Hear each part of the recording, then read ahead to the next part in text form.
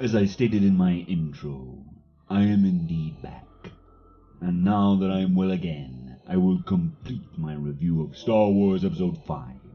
But first, I'd like to take a moment to thank you all for your kind words and well wishes. You warmed the circuits of this old cyborg's heart. I would also like to thank Weaponized Nerd Rage for having me as a guest on his 13,000 subscriber livestream celebration. Congratulations once again. You're a true friend to the Empire, and I've decided to make you an honorary Sith Lord and grant you the title of Darth Rage. And now, I will dispense with the pleasantries and get back on schedule as I review Star Wars Episode 5, The Empire Strikes Back. Directed by Irvin Kershner, who initially turned down the director's chair, feeling there was no way to follow up with the original Star Wars, let alone top it.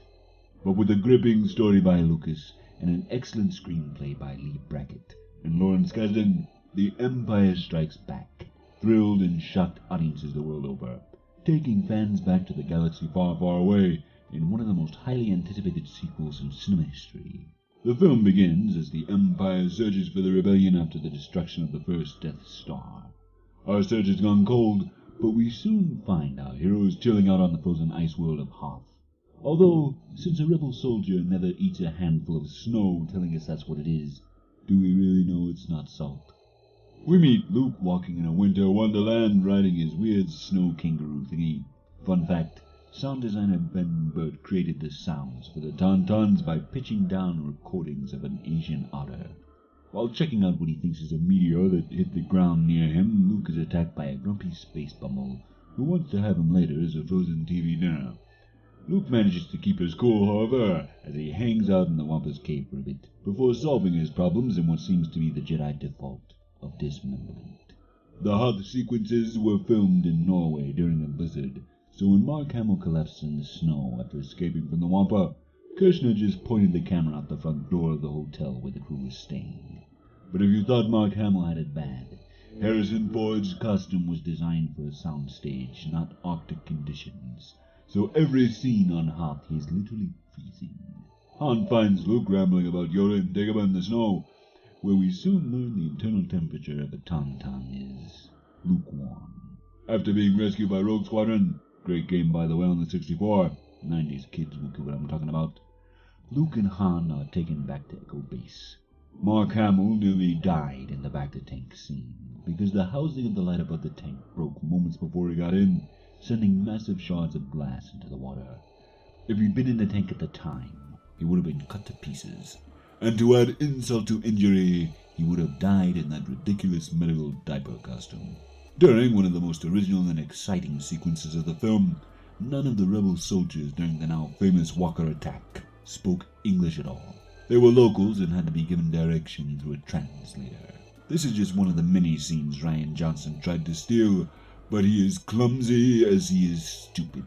And embarrassingly, a 38-year-old film did it better, with stop-motion puppetry no less. After an exciting game of asteroids, nearly being eaten by a giant space worm sock puppet, or Exocorp if you want to get fancy about it, our heroes head off to Cloud City and meet the coolest guy in the galaxy. The one, the only, the original Lando Calrissian.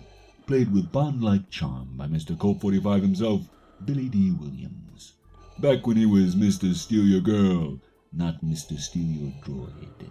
Meanwhile, Luke heads off to everyone's favorite slimy mudhole Dagobah to find Space Muppet Master Yoda, played by Frank Oz, who accidentally broke the Yoda puppet the first time he messed around with it, dropping it on the floor. Back on Cloud City, we have one of the most awkward meet-the-father-in-law dinners you could possibly imagine, as Han starts things off on the wrong foot by immediately trying to shoot me in the face the first time we meet, and let's just say things remain heated between us for the rest of the film. The fan-favorite bounty hunters Bosk, Forlom, Dengar, Zuckuss, IG-88, and Boba Fett, who were originally supposed to have a much larger role in Episode 4, finally make their appearance in this film. George Lucas based the character of Fett on Clint Eastwood's man-with-no-name character from Sergio Leone's westerns, which is why Jango Fett twirls his guns cowboy style in the prequels. Lucas actually intended IG-88 to be the main bounty hunter of the film who captures Solo, because he thought the concept of a soulless, merciless machine hunting down humans was interesting. IG-88 was also envisioned as the last survivor of an old droid army, making you wonder what the prequels would have been like if the battle droids had all looked like him. The only reason Lucas went for Fett over everyone's favorite droid bounty hunter is because the puppet could only swivel his head back and forth, and they needed him to, move around a bit. After I turned Captain Solo into a Hansicle, Luke shows up just a little bit too late to save his friends. Episode 5 stands out as one of the darker films in the Star Wars saga, full of atmosphere and a sense of dread, as the Empire closes in on our heroes. The villains are menacing and truly to be feared, something most modern films rarely achieve. Our heroes also fail throughout the entire film. Luke fails in his training on Dagobah, Han and Leia fail to escape. Luke fails to rescue his friends and ultimately is defeated in the emotionally charged climactic duel at the end of the film. Stuntman, swordmaster, and film legend Bob Anderson choreographed and performed the lightsaber duel in this film. Because David Prowse was so strong, he kept breaking the stunt blades they were fighting with. Bob Anderson has been part of nearly every major sword fight in cinema history, going all the way back to the 1930s with Errol Flynn and Basil Rathbone. He choreographed the now iconic duel between Indigo and the Man in Black in The Princess Bride, the duels in The Mask of Zorro with Antonio Banderas, as well as choreographing the swordplay for the Lord of the Rings films. This great man has thrilled audiences for generations. Bodybuilder David Prowse also reprises his role as the physical presence of Vader. His imposing frame combined with Jones' impressive line reading creates something truly memorable and terrifying. As James Earl Jones said, "It either scares you or thrills you." James Earl Jones once again lends his legendary voice to the role of Darth Vader. While recording his lines in the studio, Jones actually lost his voice due to the long hours and aggressive voice acting. But his hard work paid off in the end, giving us one of the most iconic villains and lines of dialogue in cinema history when he uttered those 4 now famous words, "I am your father." In the end, The Empire Strikes Back shows us how to move the franchise forward without compromising the continuity of the previous film. It also raised the bar, which was already set impossibly high by the original Star Wars, proving the genius and ingenuity of Dennis Muren and the entire team Lucas had assembled at ILM.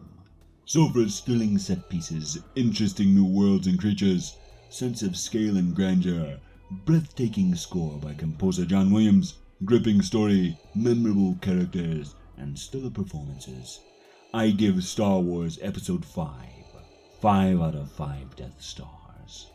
The Empire Strikes Back is impressive. Most impressive. Tune in next week as I review the multimedia event of 1996 that spanned novels, video games, toys, and comics, as I review Shadows of the Empire. The storyline was written by George Lucas to help fill in the gap between episodes 5 and 6. So until next time, this has been Vader Reviews. Be sure to like, comment, subscribe, and hit that bell for notifications. And follow me on Twitter at Vader Reviews. Join the Empire today. You do not yet realize your importance. Share these videos, and together we will rule the internet. And always remember, you don't know the power of the dark side.